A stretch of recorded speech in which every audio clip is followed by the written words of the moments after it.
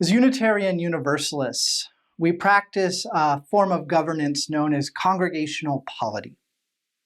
That means that it's up to each congregation to govern itself, ordain and call ministers, and also to pay for everything that we do as a congregation.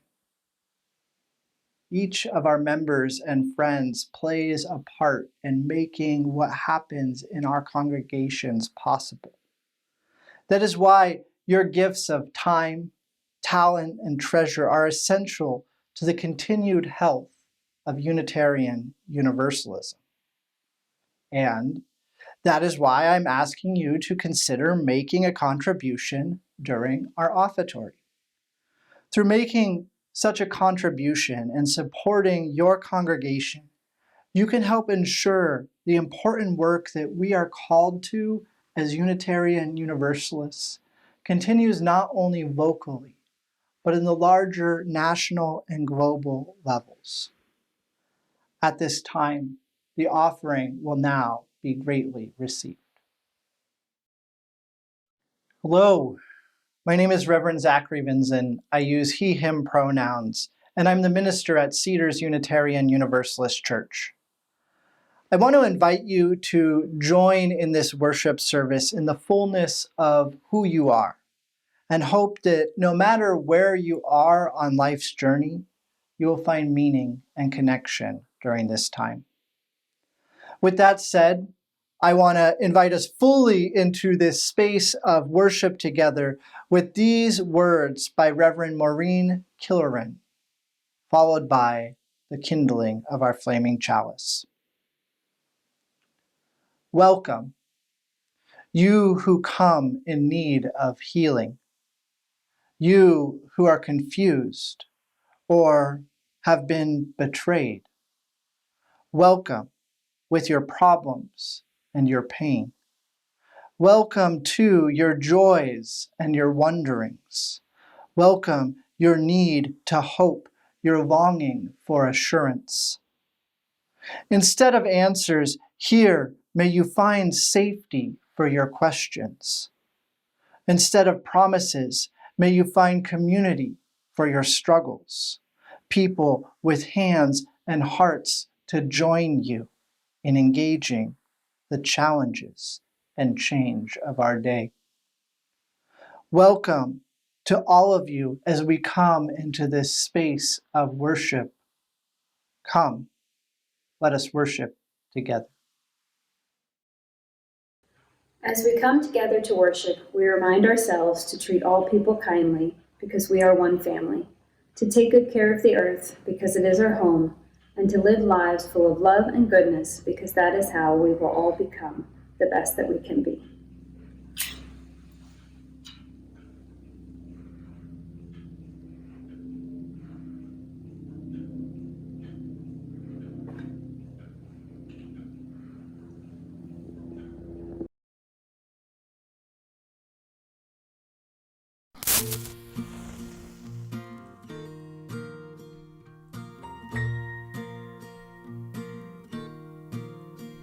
There are days when you're tending the embers, when the flame flickers down to a spark, when the shadows grow long in your wilderness, when it's hard strong, just remember this. Keep it alight, keep it alight. The light of love that shines inside you. Keep it alight, burning and bright. Keep it alight, keep it alight. Keep it alight, keep it alight. Keep it alight. Keep it alight, keep it alight, keep it alight. There's a flame that sustains love and justice.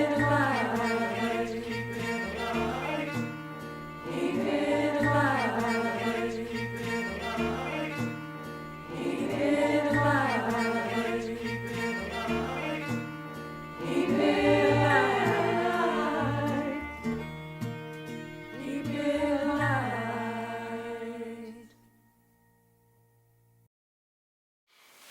I want to tell you a story today called Charlie Porcupine and the Complicated Classroom.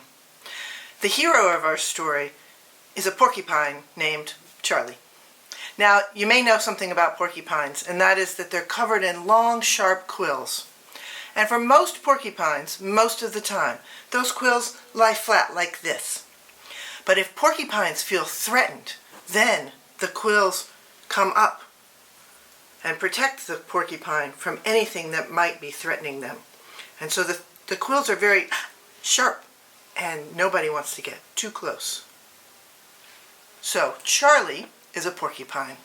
And Charlie is a little different from most porcupines because Charlie is born a little more anxious, a little more threatened. Charlie feels nervous about lots of things, and so far more often than most porcupines, Charlie's quills go whoop, up. And so Charlie, when he is a kid, mostly hangs out by himself. Doesn't enjoy being with others because he's worried. Charlie is also a very kind soul, and he doesn't want to hurt anyone with his quills, and he knows that every time he feels threatened, whoop, up they go. So he mostly hangs out by himself. But the time has come now for Charlie to go to school. Charlie, as you might imagine, is very nervous about this. How's it going to go? Will any of the other students like him? Will he be able to do it? Will he be able to get through a day without his quills going whoop? And then he accidentally hurts someone? So he has a lot of fears about going to school. But he does. He decides, and his parents encourage him because they're not really interested in homeschooling, it's time to go to school. And so he joins the classroom of Teacher Elephant. And the very first week, something happens. So Paul, the giraffe, has a pencil behind his ear. And one day, the pencil falls to the ground. Well, as you might imagine, it's a very long way from a giraffe's ear to the ground. So the pencil makes an incredibly loud noise. Boom! And that startles Charlie. And he feels threatened. And so, whoop, up go his quills. And the student sitting next to Charlie almost gets hurt. And so very soon, nobody really wants to sit next to Charlie anymore. And every day, it's worse and worse and worse in the classroom. There's Paul and his pencil dropping. And then there's Pablo the snake, who has a very hard time sitting in his chair. And all of the animals, Gwendolyn the owl, sometimes just randomly says, "Who?" in the middle of a lesson. And that startles Charlie, and then there come his quills. So pretty quickly, he just doesn't see the point of being a part of a community. He doesn't like being in the classroom. He just wants to be left alone. But his parents insist, still not ready for homeschooling, and so he trudges back to school one more day. And there, outside the classroom, he sees a very small new student. It's a rabbit. And they are shaking so much. Their whole body is just quivering in fear, and their nose is quivering in fear. And Charlie thinks, that is exactly how I feel inside. But at least my quills hide that. That poor student, everyone can see how afraid they are. And so Charlie thinks, I have to do something. And he goes over and he introduces himself. And Chris Rabbit says, thank you so much. I feel a little bit better. And Charlie says, well, you don't want to get too close to me. And he explains the challenge. But he says, anytime you're feeling nervous today, just look over at me and I'll smile at you. And maybe it'll be a little better. And that's exactly what happens. All day long, Chris Rabbit is so nervous. And they look up and they look over and there's Charlie smiling at them. And they get through the day. Now, Teacher Elephant has overheard this. And she realizes something needs to change in the classroom because a lot of the students have issues that maybe aren't so great in a traditional classroom.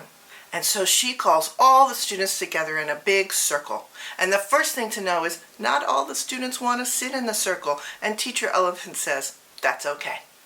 And so some of the students stand and Pablo the snake lies on the ground. And everyone gets comfortable in their own bodies. And then they have a conversation about how to make the classroom a more welcoming place for everyone.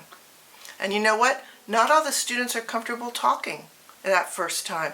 And so Teacher Elephant says, it's okay. You can write down what you want. Or you can come whisper it in my big, enormous ear at the end of the day. And that's exactly what happens. And so, because of Charlie Porcupine's kindness and his realization that many of the other students are also probably a little afraid, things begin to change. The classroom becomes a more welcoming space, not just for Charlie Porcupine, who learns to always sit in the back of the classroom and goes ahead and acknowledges what might happen if he feels threatened. And the other students come to understand. So Charlie feels safer. But so do all of the other students because now their community is a more welcome place that accepts everyone for who they are. Who, says the owl. And that's my story. I want to invite us into a moment of prayerful reflection with these words by Presbyterian minister Reverend Beth Merrill Neal. O God, who gave us life and death, you hold us in your hands. You cradle us in our need, and you push us into growth. We confess to you that not all is well, that we grieve the loss of many things and people. All is not well, and we hurt in part because we cannot make things better for ourselves, for those we love, or for the world. All is not well, and we find it easy to succumb to despair. And so, O God, we pray for healing and for strength and courage and for grace to meet this day and this world. We pray to find you in the midst and to be cradled by you once again. Let us now open ourselves and share our silent prayers into this space.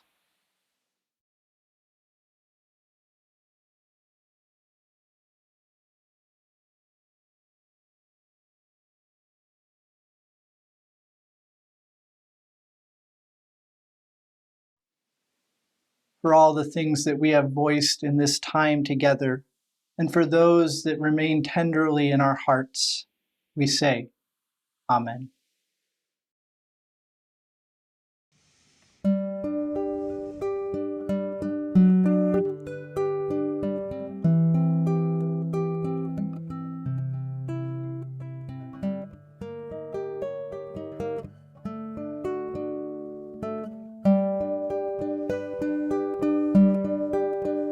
When the sun comes around, it seems like spring is laying winter down.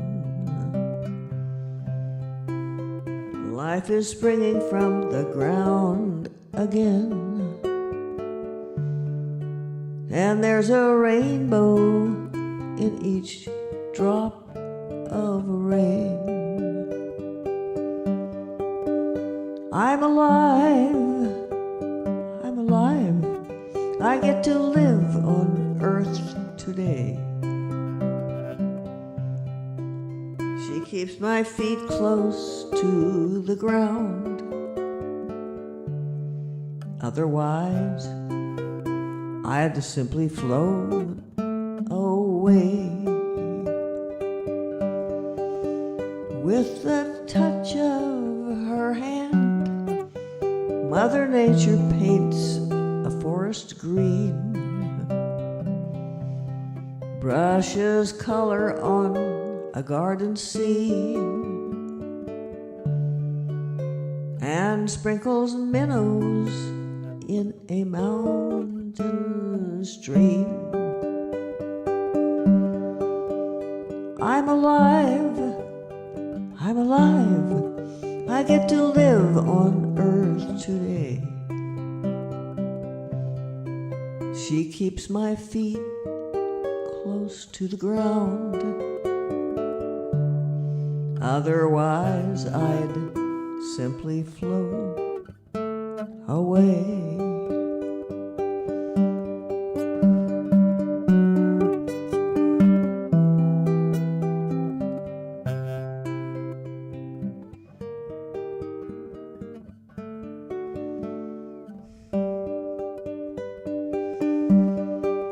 Drops of rain on limbs of trees shine like diamonds in the morning sun. Rain clouds drifting one by one, just in case we thought the rain was done. I'm alive, I'm alive, I get to live on earth today. She keeps my feet close to the ground, otherwise I'd simply float away. Float like a milkweed seed, cradled on a sweet summer breeze.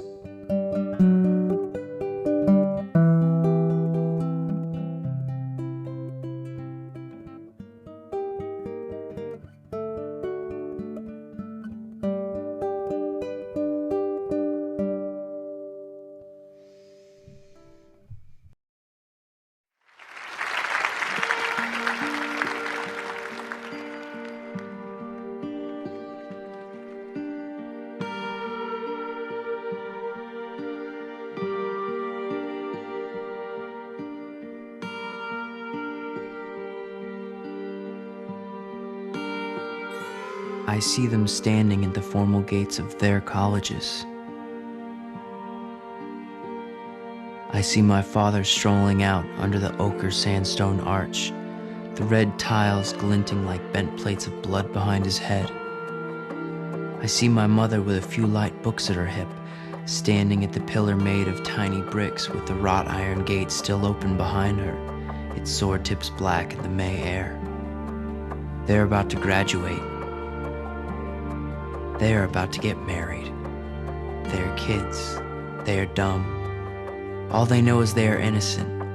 They would never hurt anybody. I want to go up to them and say, stop. Don't do it. She's the wrong woman. He's the wrong man. You are going to do things you cannot imagine you would ever do. You are going to do bad things to children. You are going to suffer in ways you never heard of. You are going to want to die. I want to go up to them there in the late May sunlight and say it, but I don't do it. I want to live. I take them up like the male and female paper dolls and bang them together at the hips like chips of flint, as if to strike sparks from them. I say, do what you are going to do, and I will tell about it. Well, here they are, Walt, okay? Who wrote that? Well, could have been either one of us, couldn't it? There's a lot of great poems in here.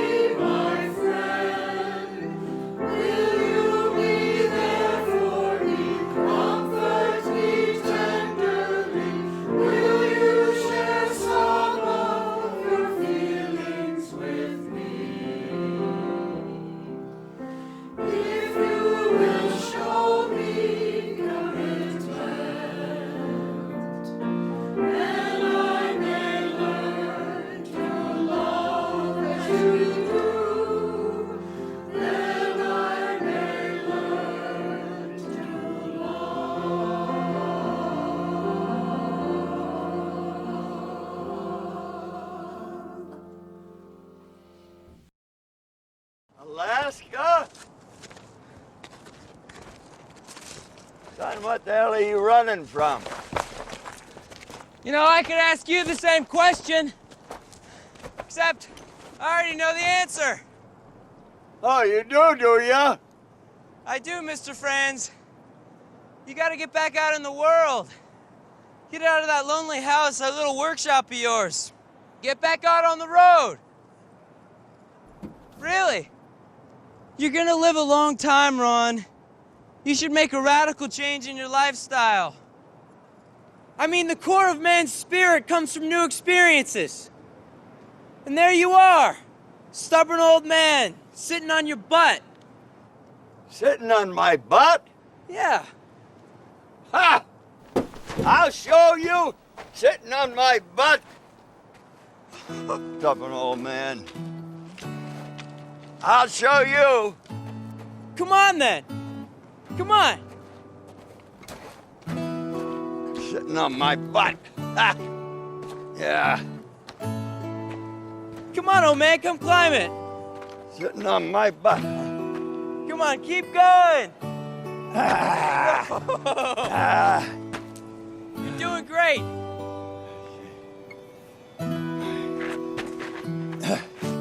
Keep going.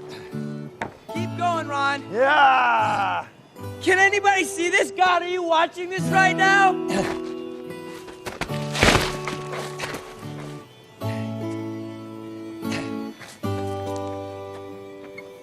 Yeah. You all right? I got a little pinhead.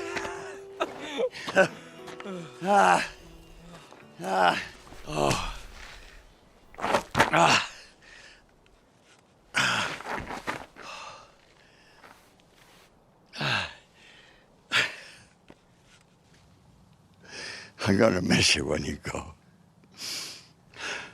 I'll miss you too, Ron. But you're wrong if you think that the joy of life comes principally from human relationships. God's placed it all around us. It's in everything, in anything we can experience. People just need to change the way they look at those things. Yeah, I'm gonna take stock of that. No, I am. I am. But I want to tell you something. From the bits and pieces I've put together, you know, from what you told me about your family, your mother and your dad, and I know you got your problems with the church too. But there's some kind of bigger thing we can all appreciate. And it sounds like you don't mind calling it God.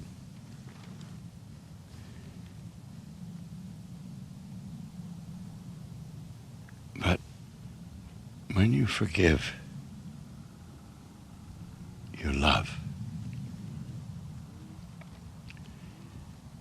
And when you love,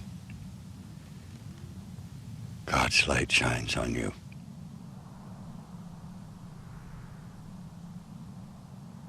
Holy shit. I told you about that language.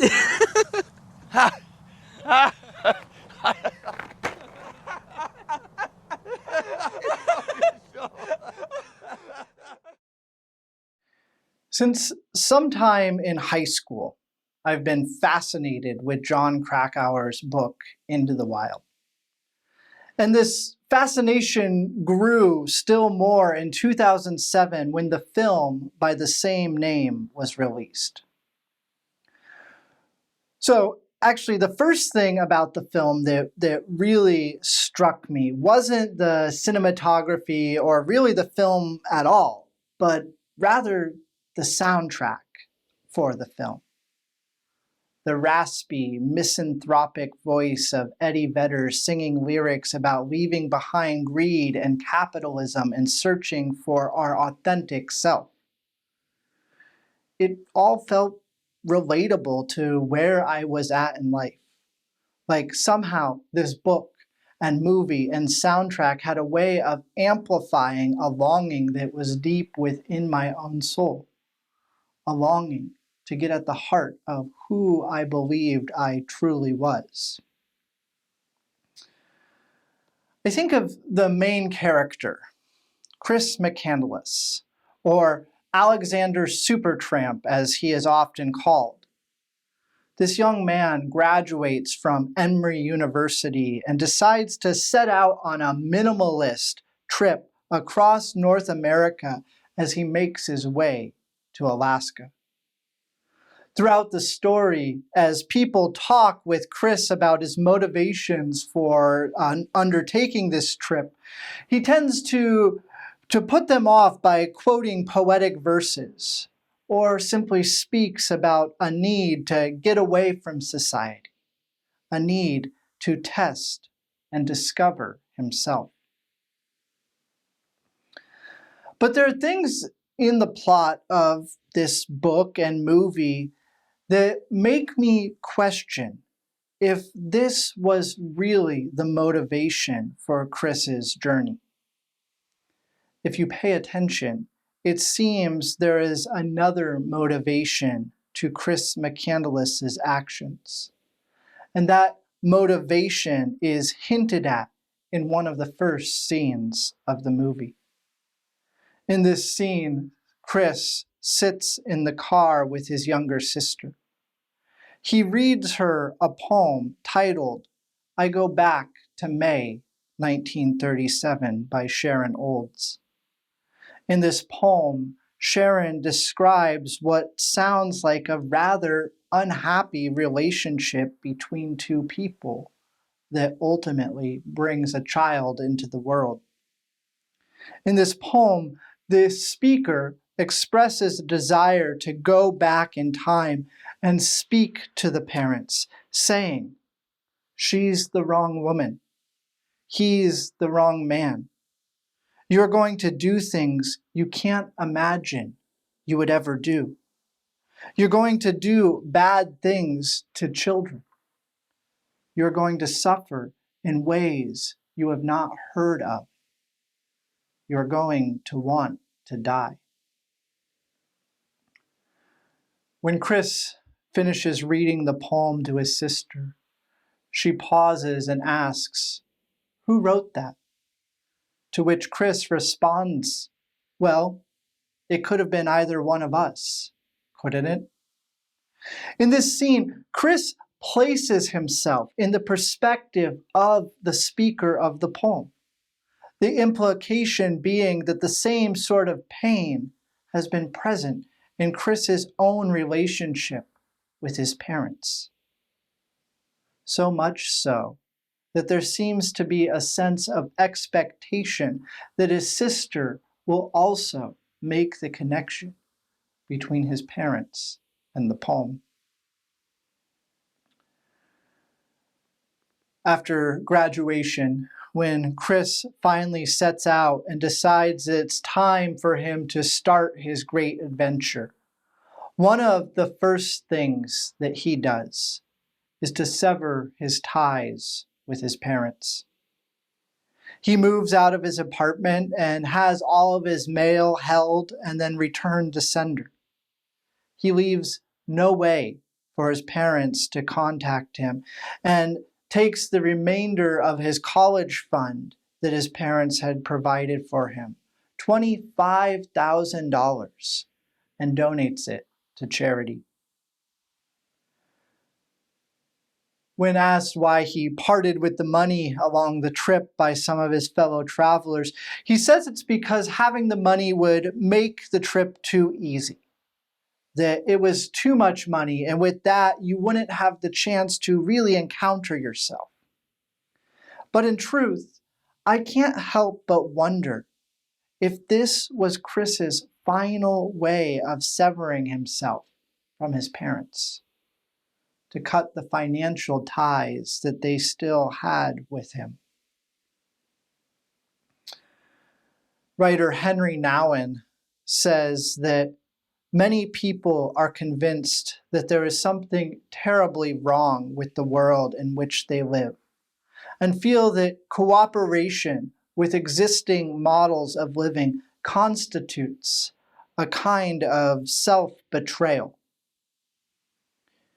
It is Chris's desire to not recreate the terribly wrong conditions of his childhood that motivates him to seek after something different, that motivates him to set out on this journey across the country to Alaska. The thing Chris seems to desire, though, isn't so much to get away from everyone, but rather to have meaningful connections. And despite this desire for meaningful connections that Chris has, he seems somehow unprepared to have such connections. Throughout the entirety of the plot, we see Chris draw close to people, only to eventually retreat He clearly longs for the connections that he does experience with people. People like Rainey and Jan, or perhaps most notably, the character of Ron. Thinking back to a particular scene in the movie, it's a scene where Chris and Ron are talking as they climb up this hill in the desert. They banter philosophically. Ron, who has become a bit of a father figure to Chris, asks, "What the hell are you running from?" Chris responds by telling Ron that Ron needs to go get out in the world more. He's been hiding and isolating himself too much. Going on, Chris tells Ron that he's wrong if he thinks that the joy in life comes principally from human relationships. God, Chris says, God placed it all around us. It's in everything. The thing that's interesting in this statement for me is that in saying the joy of life can be found in everything, that also includes human relationships.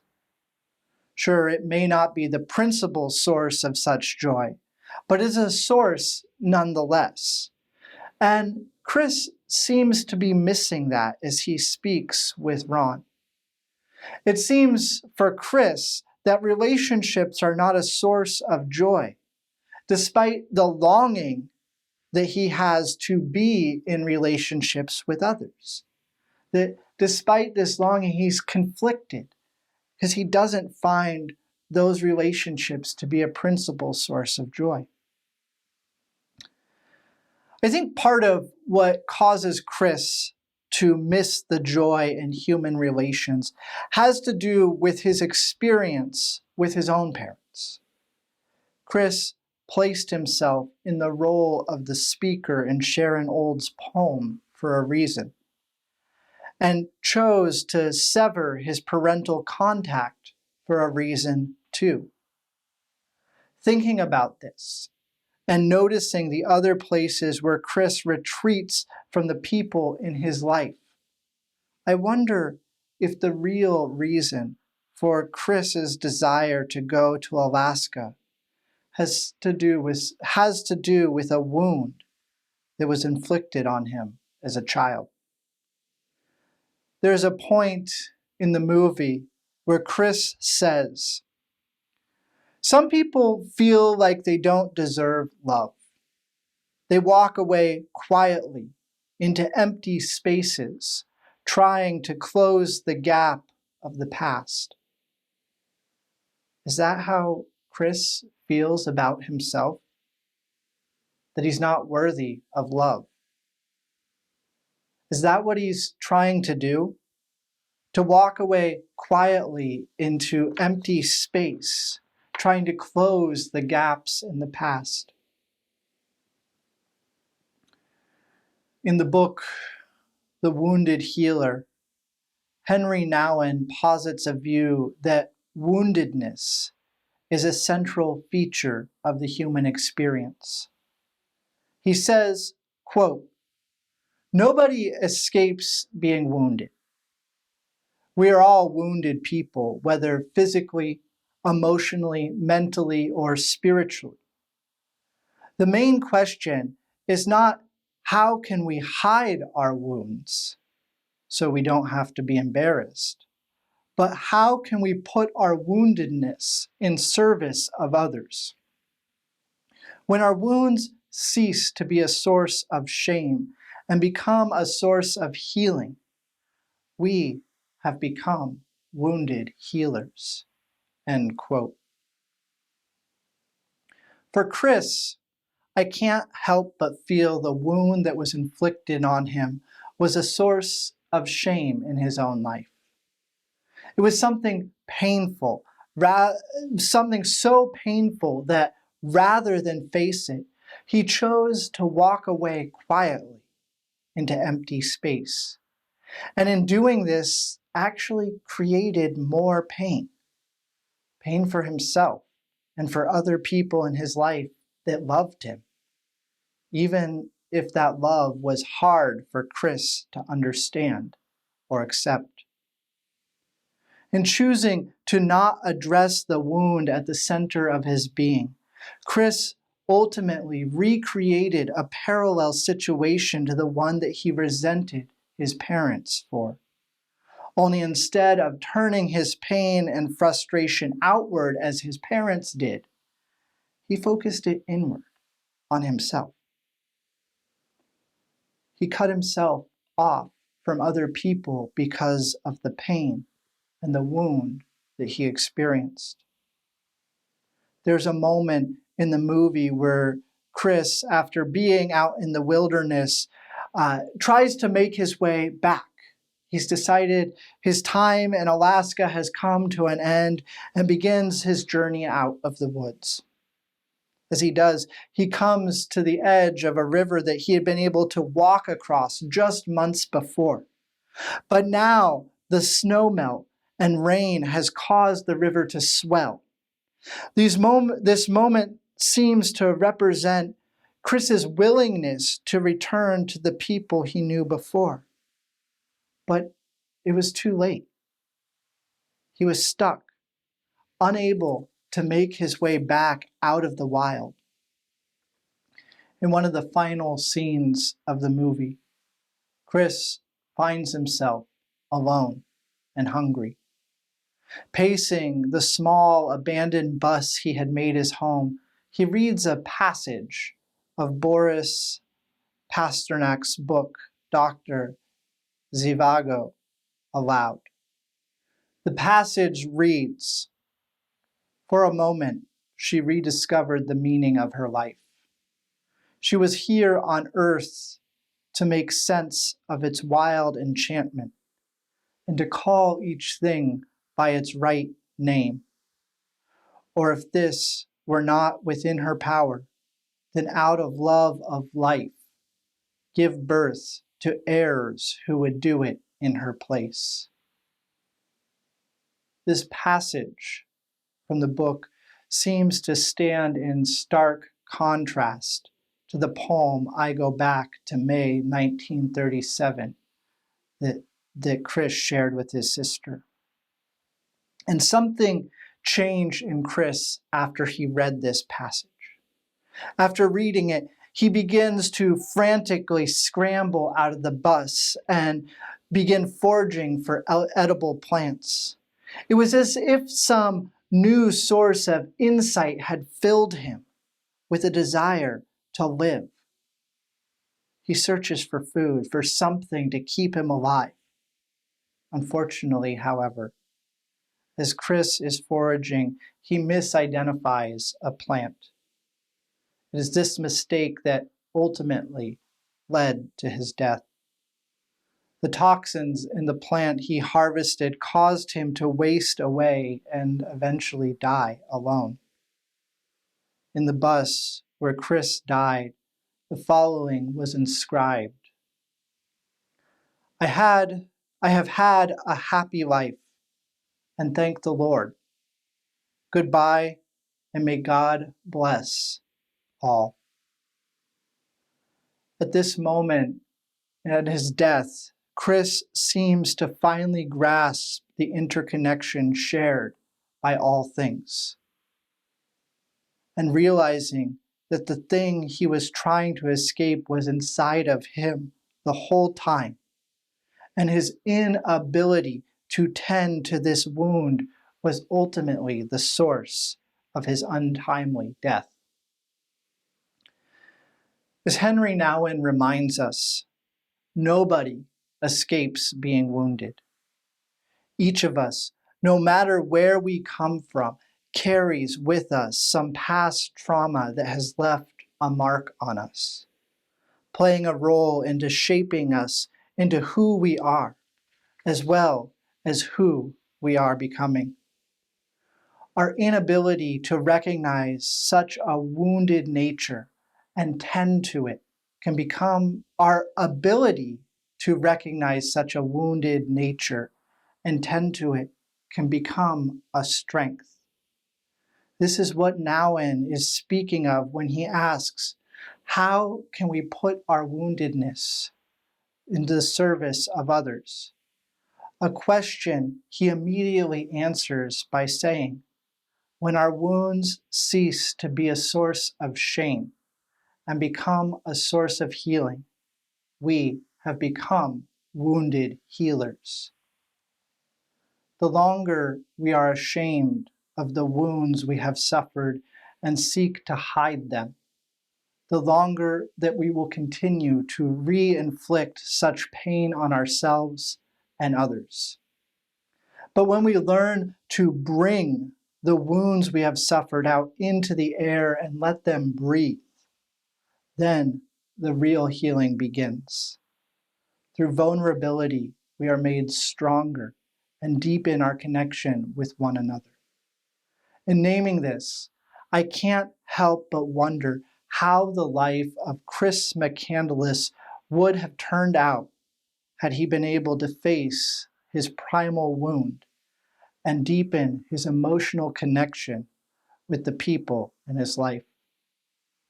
Whether or not Chris would still be alive today, we'll never know. But deep down, I can't help but believe that his life would have been different if he could perceive his own worth and longing for connection. Maybe then he wouldn't have felt like he was so beyond being loved that he had to walk away quietly into empty space, trying to close the gaps of the past. To the glory of life.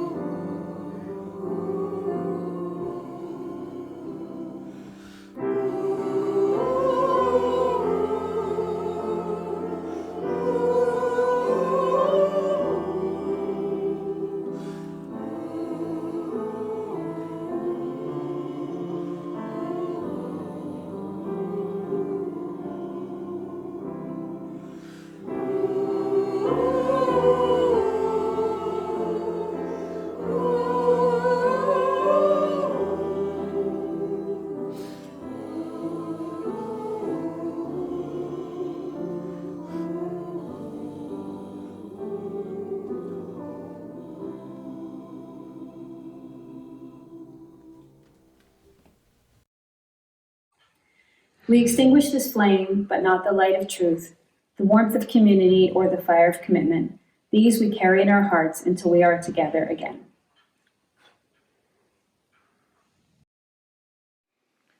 Our service is ended, but our service to the world and one another begins anew. May we go forth with a commitment to strengthen the relationships that bind us together, that these relationships might serve as a source of sustenance and healing in our own lives. May it be so.